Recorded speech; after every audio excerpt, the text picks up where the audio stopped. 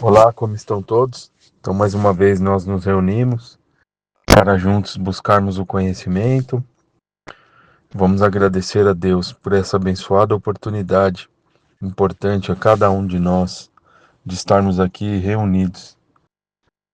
Vamos agradecer a Jesus pelo amor, pelos ensinamentos e a todos os nossos amigos queridos, que sempre nos amparam com muita benevolência.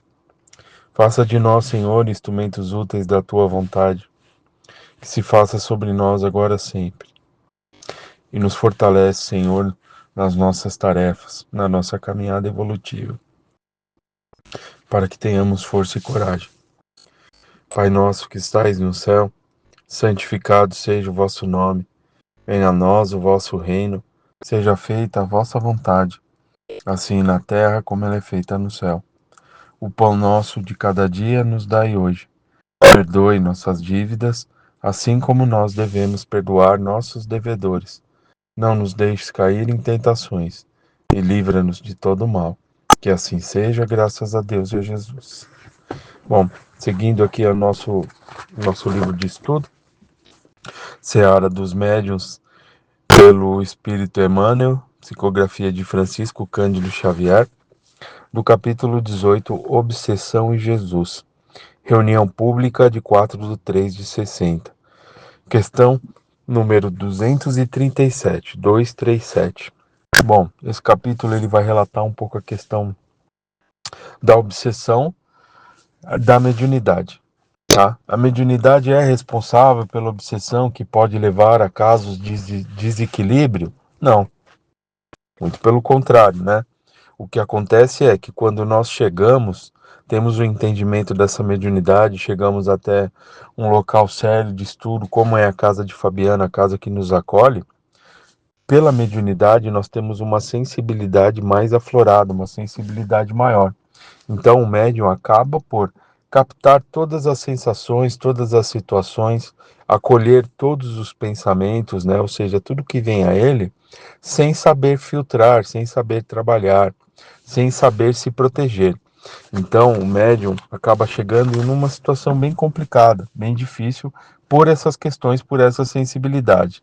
Mas a partir do momento que se inicia ali um trabalho de desobsessão, um entendimento do fenômeno, um estudo, né? Um estudo sério ali, com muito esforço, né? Consegue ter ali os resultados necessários, né? Entender todas essas questões e se pôr em guarda, tá? Então, por isso que é sempre frisado a importância, né, de se estudar, de se compreender aquilo que está acontecendo conosco e justamente é um convite que é feito através da doutrina, né, dos ensinamentos do Espiritismo, que é a autorreflexão.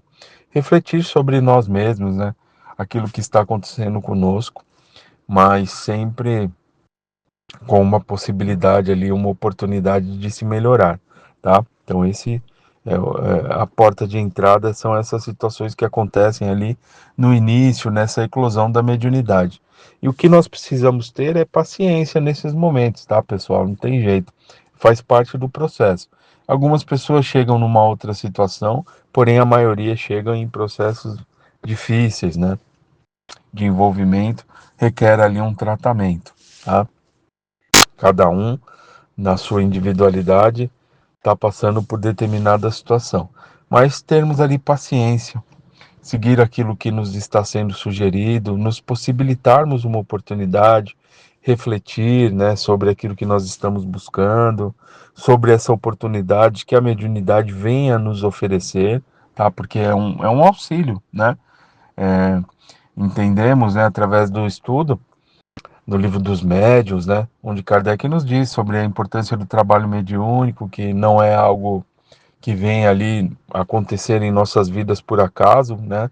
Muito pelo contrário, se ocorre, há uma razão de ser, né? Então, se há uma razão de ser e se Deus é um Pai amoroso, que jamais há de nos abandonar, com certeza nos proporciona ali uma oportunidade de melhoria, sempre, tá? E trabalhando as nossas questões íntimas, as nossas questões espirituais, né? de quem somos realmente, né, pessoal? A gente nunca pode se esquecer que nós somos seres eternos, né? Que viveremos muitas situações para, para o nosso bem, né? Para as nossas construções íntimas, porque são oportunidades que Deus nos concede, porque se tivéssemos que passar por tudo ao mesmo tempo, ficaria ali um fardo muito pesado, né? Além das nossas forças, tá? Então, já vivemos muitas situações, temos a nossa bagagem, e hoje é aquilo que a gente pode fazer de melhor, né? Aquilo que nós precisamos trabalhar, e com certeza a mediunidade é algo que vem ali nos auxiliar. E é sempre, eu costumo refletir muito que a gente, nas demais tarefas da nossa vida, né, se nós pegarmos aí, quando a gente busca um curso, um estudo, um aprendizado, um manuseio de alguma ferramenta de trabalho, enfim, alguma coisa nesse sentido, requer ali da nossa parte um estudo, um esforço para a gente aprender. E na questão da mediunidade não poderia ser diferente. Então a gente não pode vir duas vezes no estudo ou ir em duas sessões e achar que a gente já tem o domínio completo. Muito pelo contrário, né? Estamos sempre aprendendo. Cada vez que nós voltamos é um aprendizado novo. Cada vez que nós participamos ali das palestras, né? É um aprendizado, ou então o contato que a gente tem com os nossos companheiros, nossos colegas, nossos amigos de trabalho, dentro do ambiente da casa, falando sobre experiências, situações, né, com caráter de aprendizado, isso com certeza vai nos fortalecendo também e vai trazendo aquilo que a gente precisa buscar. Tá, pessoal? E aqui nesse capítulo a gente vai falar um pouquinho sobre essa questão da obsessão, né? A questão da mediunidade. Então, nós já conversamos aqui um pouco. Temos paciência, nos esforçarmos na compreensão, porque tudo que no momento ali parece ser muito intenso, a gente não pode culpar a mediunidade, né? A gente tem que entender que é só um processo e que as coisas vão se acalmar, tá? E Jesus, né? Com certeza Jesus passou por muitas situações. Se nós pegarmos aí as parábolas, enfim, as histórias ali de Jesus, relatando suas passagens junto aos apóstolos, né? Ele passou por situações ali onde foram, nem sempre foram as mais fáceis, né? E podem estar ligadas, assim, às questões de obsessão de alguns irmãos, enfim, algumas situações não interessadas que ele levasse ali os ensinamentos, tendo ali alguns envolvimentos perante aqueles que viviam ali no tempo dele. Porém, Jesus era um espírito de uma condição muito acima, né? Então ele entendia que todas as situações que ele vivenciou ali seriam ali deixadas como exemplos, né? De perseverança, né? De acreditar, de continuar, de seguir em frente, de se erguer, de aprender a perdoar, da fé, enfim, tudo que fosse deixado ali seria importante para nós, por exemplo, né? Que hoje nós temos acesso a todos esses estudos, né? Todas essas passagens, essas histórias belas de Jesus sobre ensinamentos de amor, de caridade, de perseverança, para que a gente pudesse seguir, né? E nós todos somos necessitados de bons exemplos, tá? Para que a gente possa, sim, acreditar em nós, né? Possa acreditar que também podemos dar os nossos passos, não me comparando com Jesus, muito longe disso, estamos numa diferença muito grande, né? Mas tendo ali o nosso mestre, nosso amigo querido de todas as horas, a nos dizer ali incessantemente, né? Que nós podemos caminhar, que nós podemos seguir em frente, tá? Assim como outros irmãos e irmãs da nossa história, que estão descritos aí nos livros da doutrina, né? Nas psicografias, que é possível nós caminharmos, assim como o nosso livro de estudo também, que são mensagens de Emmanuel, dizendo algumas situações referente à mediunidade. Mediunidade é uma possibilidade de melhoria, não é um castigo, não é algo que vem para nos travar a encarnação, que nos faça perder, né, algo, muito pelo contrário. vem para agregar, vem para nos auxiliar e muito. Quando nós entendermos todas essas situações que ocorrem da mediunidade, essa sensibilidade mediúnica, principalmente que mexe conosco, aí sim nós vamos dar os frutos necessários. Tá, pessoal? Então, eu diria que muita paciência conosco mesmo, aliado ao nosso esforço, ao nosso estudo, conseguiremos aí colher bons frutos, tá? Com muita tranquilidade e muita paz. Cristãos eminentes em variadas escolas do Evangelho, asseveram na atualidade que o problema da obsessão teria nascido no culto da mediunidade à luz da doutrina espírita, quando a doutrina espírita é o recurso para a supressão do flagelo.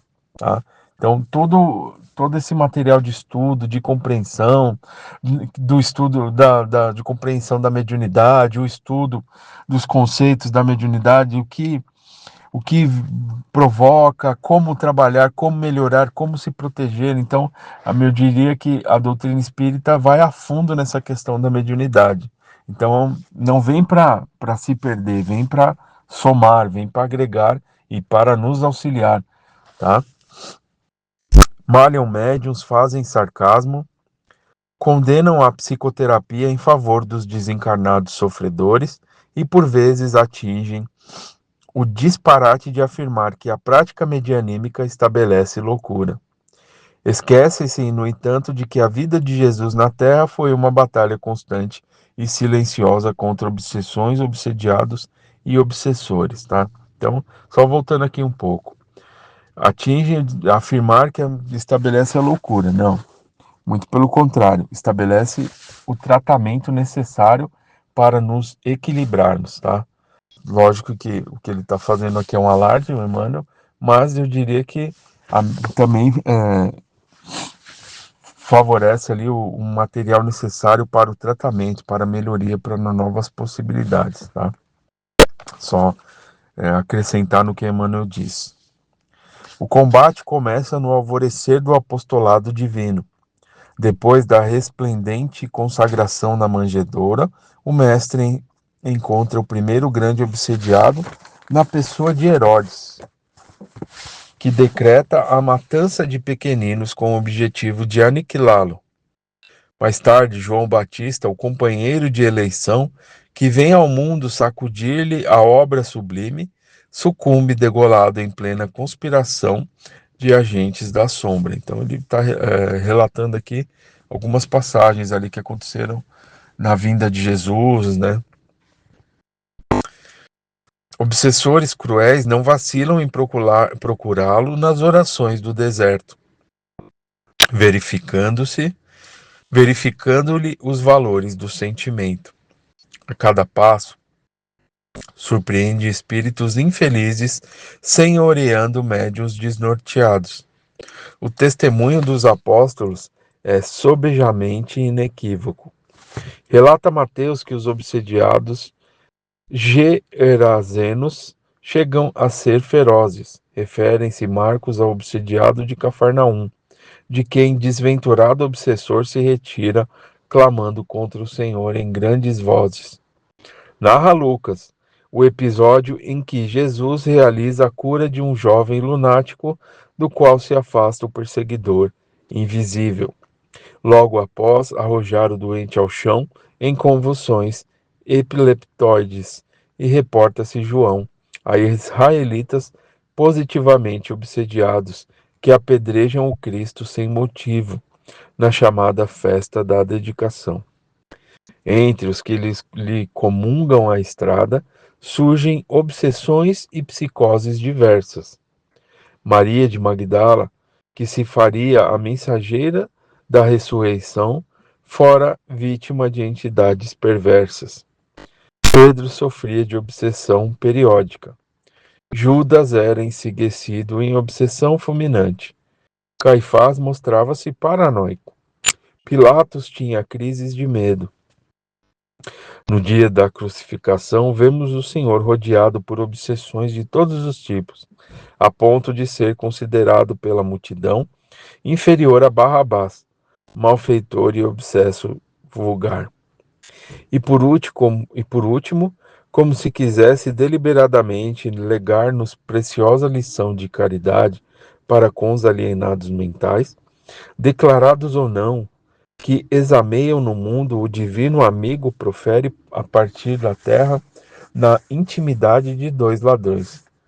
Prefere partir da terra na intimidade de dois ladrões, que a ciência de hoje classificaria por cleptomaníacos pertinazes. Então, podemos ver que os apóstolos também tinham ali as suas situações, as suas dificuldades, eles estavam ali tendo oportunidade junto a Jesus, né? Lógico que foram preparados ali, tinham esse essa missão, vamos dizer assim, de estar ali ao lado de Jesus em todas essas situações, para que pudessem aprender e se melhorar, trabalhar as suas dificuldades. Porém, Jesus era um espírito que estava acima de todas essas situações, já tinha uma condição, né, muito maior, muito mais elevada. E, mesmo assim, ele caminhou entre as dificuldades, deixou ali rastros de amor, vamos dizer assim, para todos que viessem depois, sabendo a importância dos seus momentos para a história, né? Para todos nós, né? E cada um ao seu momento chegaria buscando esses ensinamentos ali, tendo como guia principal encorajamento nas suas lutas, né? Então nós não estamos 100% ali ilesos à questão da obsessão, tá? Então nós ainda trazemos muitas situações a serem trabalhadas, mas se olharmos aqui os apóstolos, nós temos aliados, não Jesus, né? Encarnado, como ele teve aqui a passagem, né? Quando ele passou por aqui, né? Mas temos principalmente os seus ensinamentos e o seu amor e tudo que se passou, né? Nessa história. Outros exemplos também para que a gente pudesse hoje dar os nossos passos. Então eu diria que é o nosso momento de trabalharmos essas ideias, de trabalharmos essa mediunidade, aliado aos ensinamentos de Jesus sobre amor, sobre a caridade, sobre reforma íntima, e nós temos também os ensinamentos da doutrina. Temos a mediunidade como uma oportunidade para todos nós, bendita, né, pessoal? Então, estarmos seguindo um caminho não significa que estamos ilesos das situações que venhamos a passar, muito pelo contrário, né?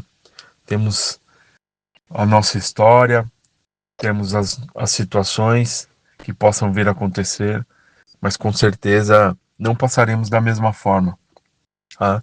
Não passaremos da mesma forma. Porque é tão importante para nós entendermos sobre os nossos pensamentos, quem somos, deixar ali a esperança, a renovação para nós na nossa vida, saber que não estamos sós, sentir no nosso íntimo esse amor, essa força, essa coragem que vem dos nossos amigos espirituais e principalmente de Jesus, esse amigo querido que está vivo, presente e cuida de cada um de nós com muito carinho, muito amor, dizendo no nosso íntimo para continuarmos a nossa caminhada e não desistirmos.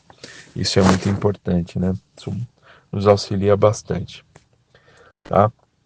E aí, para finalizar aqui, à vista disso, ante os escarnecedores de todos os tempos, eduquemos a mediunidade na doutrina espírita, porque só a doutrina espírita é luz bastante forte em nome do Senhor, para clarear a razão, quando a mente se transvia, desgovernada sobre o fascínio das trevas.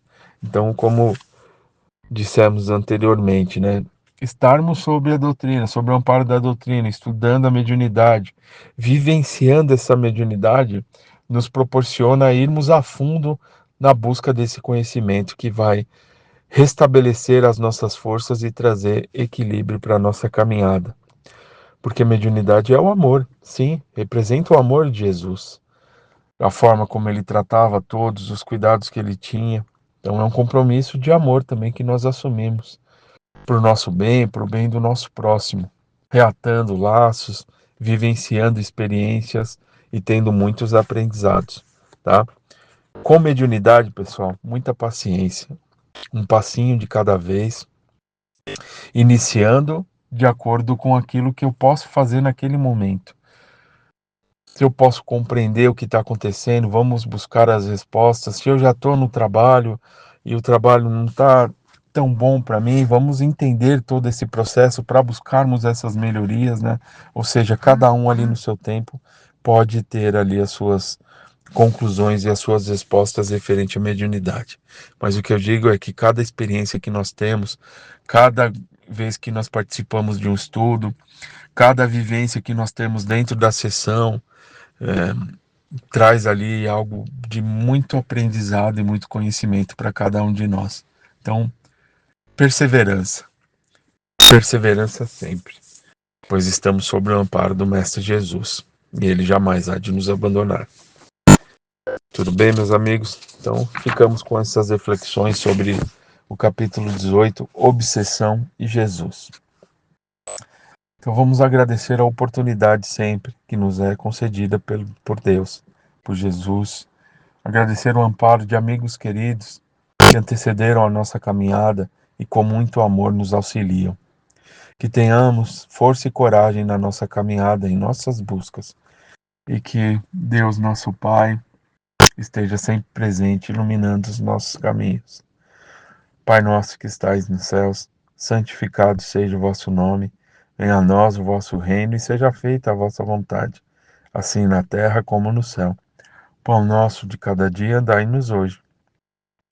Perdoe nossas dívidas, assim como nós perdoamos quem nos tem ofendido. E não nos deixeis cair em tentações. Livrai-nos do mal, que assim seja, graças a Deus e a Jesus. Estejam todos em paz.